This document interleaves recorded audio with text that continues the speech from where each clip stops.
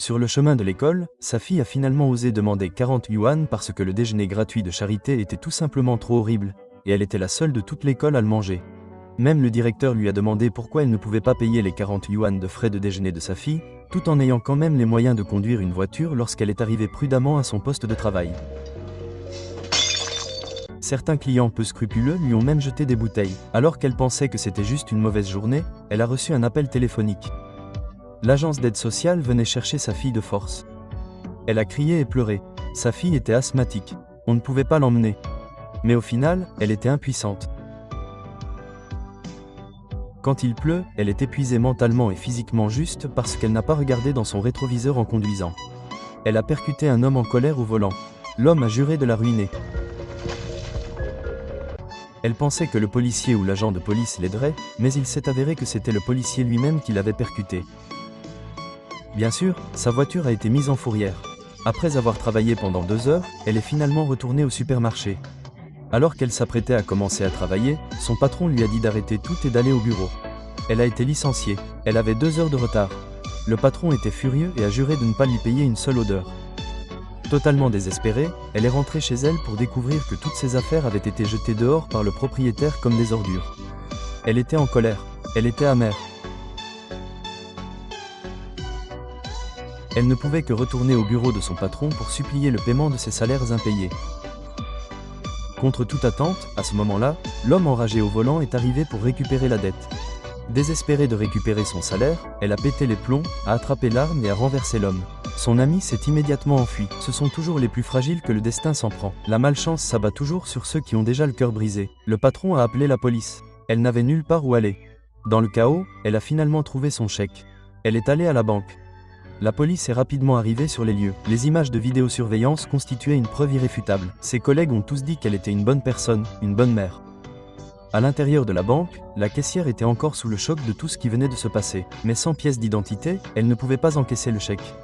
Désespérée, elle a sorti une arme, attendant que le directeur lui remette les 521 yuan qui lui étaient dus.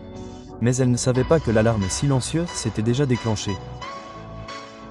Le personnel a paniqué, voulant lui donner tout l'argent, mais elle n'en voulait pas autant.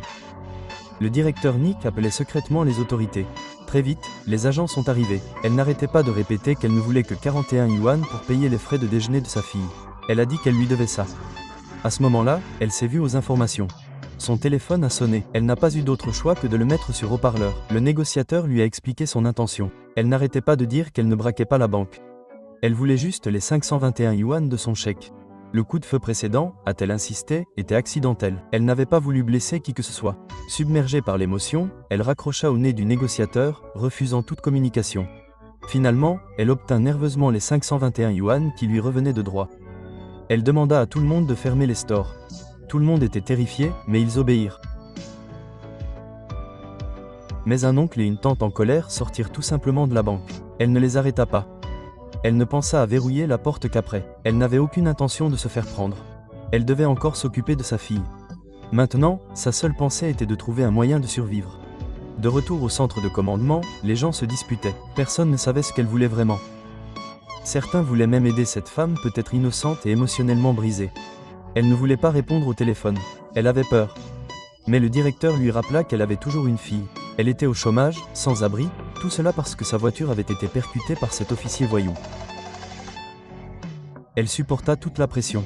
Mais au final, elle devint involontairement la véritable méchante. Elle était impuissante. Elle n'avait plus rien. Elle refusa toute communication ultérieure. Puis, après quelques efforts, elle réussit à désactiver les caméras. La scène resta chaotique. La foule se rassembla à l'extérieur. Soudain, le bureau d'enquête prit l'affaire en main. Juste à ce moment-là, une femme âgée dans la banque eut un épisode de diabète. Ce n'était pas une mauvaise personne. Après avoir réfléchi un moment, elle libéra la femme innocente. Elle fit sa demande, renvoya l'agent furieux au volant, qui la percuta délibérément. En retour, elle promit de libérer tout le monde. Contre toute attente, le négociateur décida d'entrer personnellement dans la banque. Il lui montra une photo. L'agent avait été renvoyé. Elle décida alors de libérer tout le monde. Tout était terminé. Puis le téléphone sonna. Elle entendit la voix lancinante de sa mère. Sa mère se souvint enfin que sa fille n'était pas rentrée à la maison depuis la veille. Le choc accablant la fit halluciner. Son désir de retrouver sa fille s'était transformé en délire. Quant à l'histoire, nous pouvons juger si elle est vraie ou fausse. Mais quand il s'agit des gens, le bien et le mal ne sont pas si noirs ou blancs. Pour ces inconnus qui nous blessent involontairement, un peu plus de gentillesse pourrait signifier une tragédie de moins. Peut-être traversent-ils le moment le plus difficile de leur vie.